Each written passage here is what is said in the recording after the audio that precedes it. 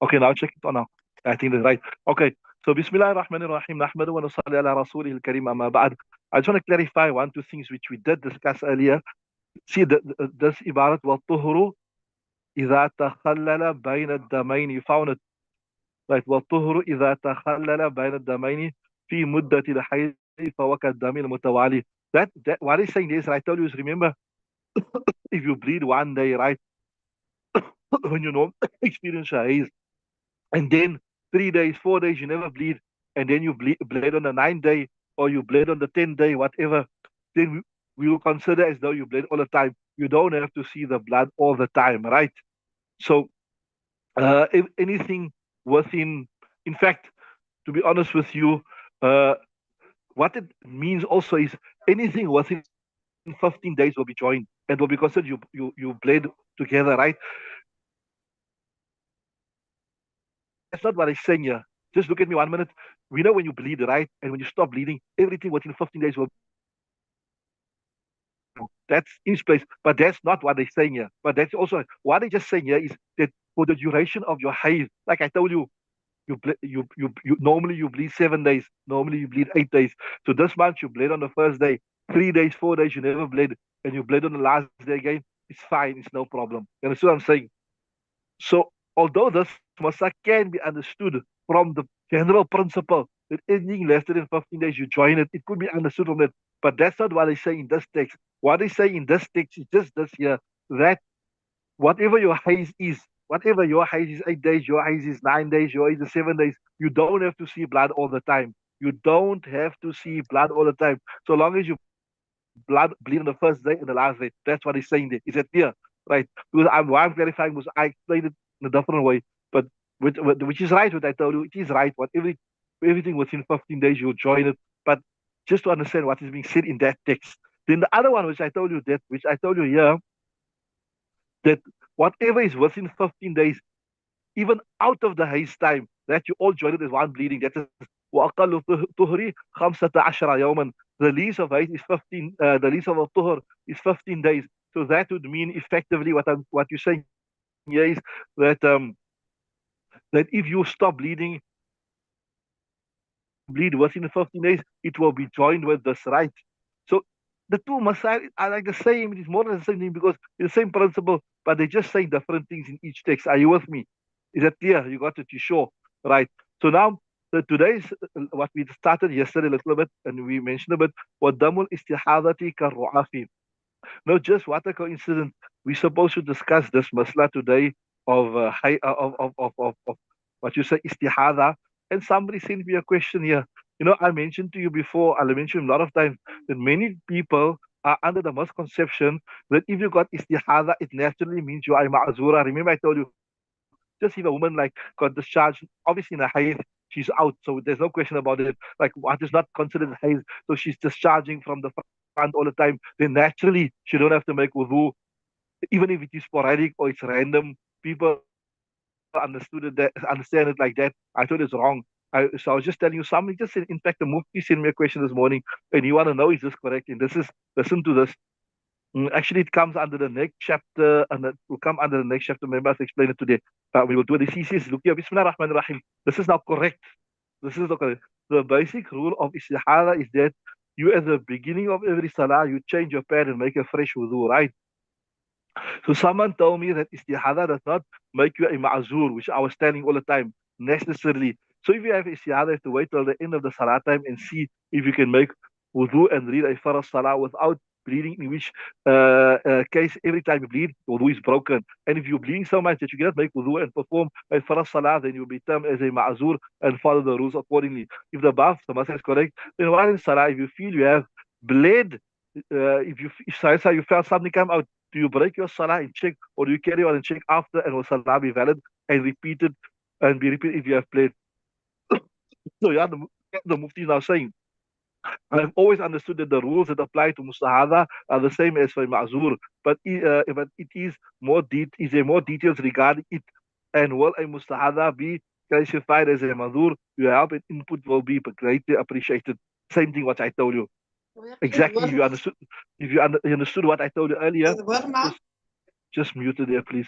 If you understood what I told you earlier, you'll understood what I'm telling, what the answer to this question here. Being a mustahada does not necessarily mean you are a ma'zura. If you are discharging from your front organ, if a lady is discharging from a front organ, whether it is blood or whether it is something mixed or whatever. Oh yeah, you must remind me to, before we finish, to do the ruling of the different discharges of a lady. That's also very important. We almost finished, right? So remind me to do that. I don't want to miss it out. It's very important, right? Please don't forget. So again, I repeat now, if you got istihada, you are not naturally a ma'zura. You must first qualify as a ma'zura. And how do you qualify as a ma'zura? You must discharge for a whole salah time. You must discharge for a whole salah time to such an extent where you do not find 5 to 6 minutes where you can make wudu and read your salah, right? So now the question comes about, after you understood what is a mustahada or what is istihada, whatever, or ma'zura, now normally it won't happen that you start bleeding exactly at the beginning of a salah time. You understand what I'm saying? It's very rarely. So probably you're going to start bleeding in the beginning of a salah time, right?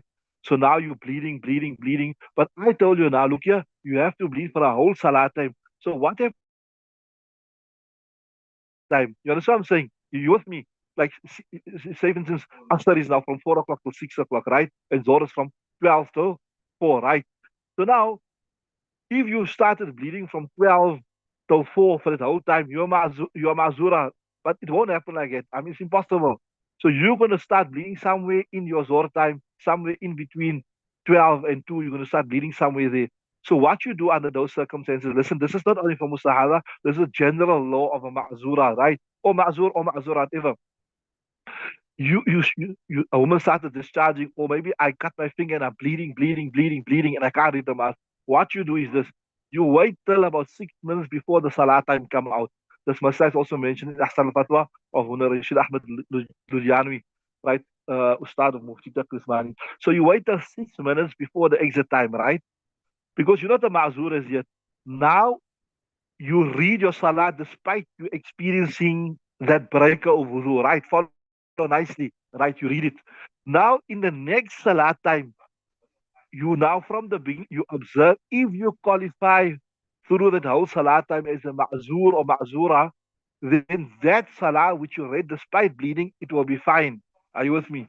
But now this next time from 4 to 6, if you don't qualify as a ma'zura or ma'zur, whatever it is, now you'll have to reread that salah. And I guarantee you, وَأَكْثَرُ النَّاسِ عَنْهَا غَافِلُونَ. If you ask most of the ulama or most of the muftis or most of the ampas, they won't be able to tell you this here. So you understood that? So you have to retrogressively, you have to look back and evaluate your salah. If this full time you qualify as a ma'zura or ma'zur, whatever it is, that salah is fine. Because now you are being vindicated by showing that you are ma'zura. But if in this salah time, no, you're going to look at a new salah time. No, look, you only read one salah in that condition. Because remember, come again, ma? Yeah, so you'll have to wait also a whole time of because you're not the ma'zura is only 10 minutes before the time come in or 5 minutes. Now you know you're ma'zura or ma'zur. See, because remember what it was, you have to wait one whole salah time. So that first salah time, that zor time, only half the time you're bleeding, so that's out. So you're not the ma'zur, is it? Now from asr to maghrib, 5 minutes before Maghrib time come out, you say, I've been bleeding all the time. Now you'll know. Now you'll know that, look here, I am a Ma'zur, really. So you read your Maghrib and then you read your Asr and your Maghrib is fine. But now, you see now, hey, during this time, there was a break for 20 minutes. So you say, hey, I can read my namaz here. So you're not a Ma'zur. You have to go back now. You have to read it Zohar again and you read your Maghrib. You understood that? So this is not only for istihada, this is a general law of ma'zura, which we've discussed in detail now. I hope that is clear. I hope everybody has got it, inshallah. If there's any questions about that, you can ask. As I said, this is very, very important. And most aksar nasi ana ghafilun, most people don't know it, right? So now read the lesson, now read it. Wadamul istihadati, right? The blood of istihada karru'afi. This is like a nosebleed. But what I mean, any other break of wudu, whether it is a nosebleed, or whether it's a toe bleed, whether it is a discharge, or whether it is infilatul rih, a wind coming out, whatever, doesn't matter. It's all the same. It's all the same, right? Right, right. So la yamna'u salata, this does not stop salat because it is not what? It is not haze. So you will not stop salat. لا يمنع الصوم. While a woman is experiencing others, she can fast. ولا وصل الصلاة, and neither does it stop salat. ولا الوطأ, and neither does it stop wati. لقوله عليه السلام, because of the statement of Nabi Sallallahu Alaihi Wasallam, tawadda'i.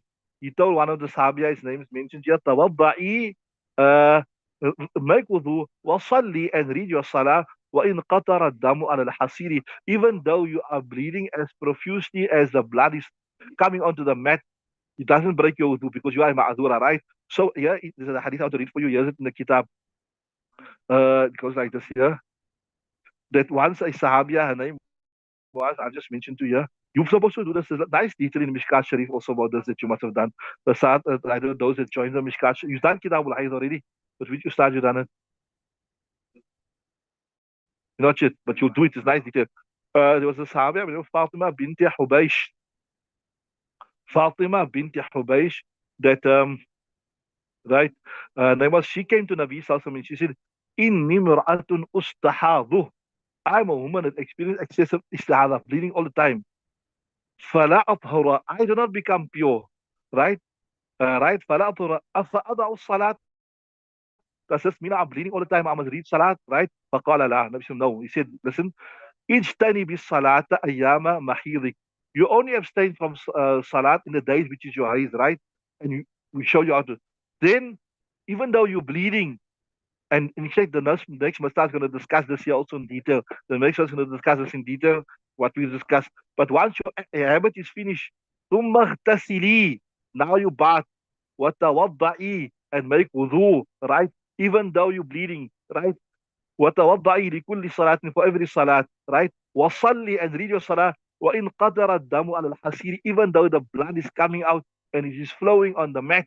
So much so, it's just an expression that no matter how much you bleed, when your haze is over, it is istihada. And then the other thing is this, I told you, um,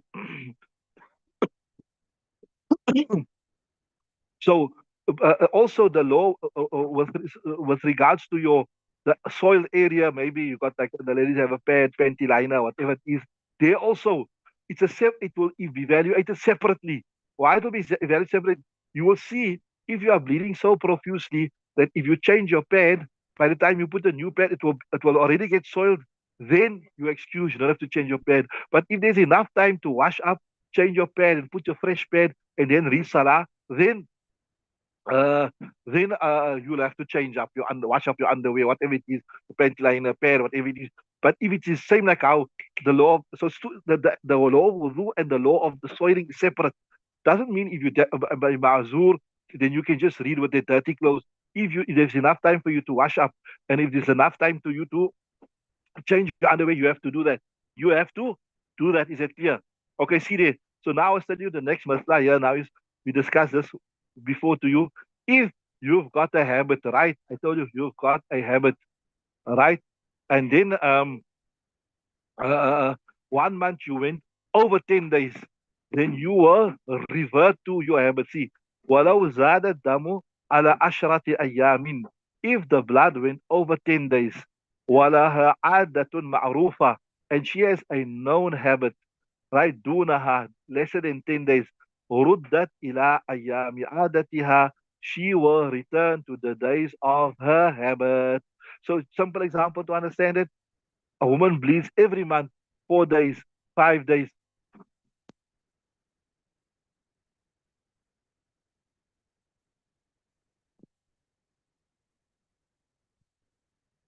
right? So now, 1 month, you bled over 10 days. So you will revert to your habit. You will revert to your habit.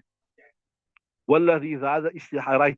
So, ولو زاد الدم على 10 أيام والعادة معروفة دون ردت إلى أيام عادتها. You return to habit. والذي زاد, and that is over and above a habit, استحاضة, that will be استحاضة. Why? What's the proof for this? I told you, as per Sahih Hidaayah's habit, he always bring first say dalil aqliya, sorry, naqliya, a textual proof, and then he brings a dalil naqliya. لقول عليه السلام, Nabi said, المستحاضة تضع الصلاة أيام أقرائها. That a person who is bleeding excessively all of a sudden, she will leave out salah for the days of a haze. It means only your haze. So mustahada means obviously you're going to bleed over 10 days, right? So you bleeding over 10 days, you only leave out salah for the days which is really your haze. This year, maybe this month, maybe you you ate dates or you ate something funny or something and you are bleeding excessively as a result of that, right? Why? So ولأن الزائد على العادة يجالس ما زاد على العشرة فيلحق به. Okay, I'll explain this first before we look at it down. See, just look at me 1 second. Just listen to this nicely. Saying, look here, a woman normally bleeds 5 days, right? Right, listen nicely. And we know the maximum of haze is 10 days, right? And this month she bled 12 days. Just let's get the scenario right. I tell you, any masla, will you understand a masla? First get the scenario right. One day Allah Ta'ala will use you to teach fiqh, inshallah. You teach Hidaayah, you teach Quduri, you teach Nurul Ida, Ma'adul Safar, even. First step, first, I told you, read the ibarat right. Second thing, understand what is being said in there. In Arabic, we say get the surat of the masla, get the surat of the masla correct. That's your first step. If you don't get the surat of the masla, like how are you going to understand the masla in the first place? How can you understand the ruling of something which you haven't understood what the scenario is? So first step, if I ask you in exams, I give you a written paper. First, translate. Second, give the surah a masla. Now you give the ikhtilaf. Now you give the proofs.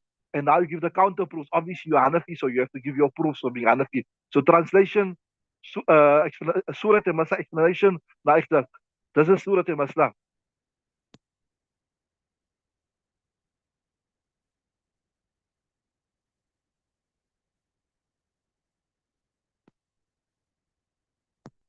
So a woman normally bleeds 4 days, right? And the maximum of haze is 10 days. And this month she bled 12 days, right? So see, this month she, but now look here. We know obviously haze can't be 10 days, right? Sorry, it can't be 12 days because the maximum is 10, right? So now that's 6 days there. You see that 6 days over 4 days. What should it be? Should it be a haze or should it not be a haze? It has two angles to it.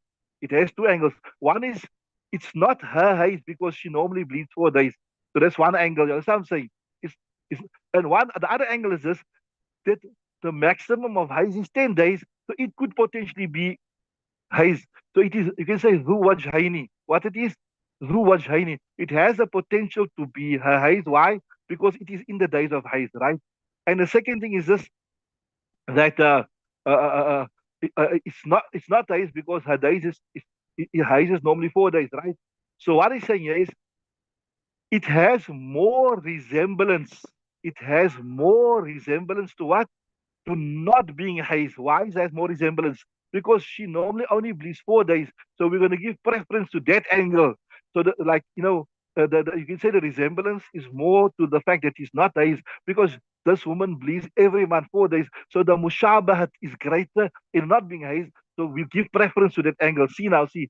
ولأن الزائدة على العادة, what is extra and above the habit, يجانس ما زاد العشرة, it has more resemblance to that which is over 10 days.